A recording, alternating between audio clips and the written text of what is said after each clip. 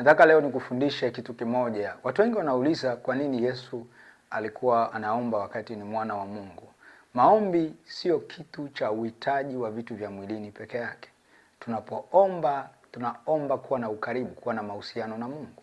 Na kwa sababu gani tunaomba tuwe karibu na Mungu? Kwa sababu miili tulionayo inafanya kila bidii ya kuhakikisha tuko mbali na Mungu. Yesu alizaliwa kama sisi.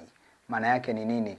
Alivaa mwili kama tulionao sisi kwa uwezo wa Roho Mtakatifu. Na ule mwili ulikuwa ni sababu ya kwa nini aombe, ili awe karibu na Mungu, roho yake iweze kuwa active zaidi ya mwili. Watu wengi wameshindwa kuomba sawa sawa na mapenzi ya Mungu kwa sababu wanafikiri maombi ni kupeleka shida zao. Maombi ni kupeleka pengine anataka ada ya mtoto amekosa, anapeleka kwa sababu anaumwa. Hawa ni watu ambao hawachukui muda wao kuomba, na ni mara nyingi wanaenda wakiwa na shida. That's why asilimia kubwa mtu wa namna hiyo ni ngumu kupokea majibu yake.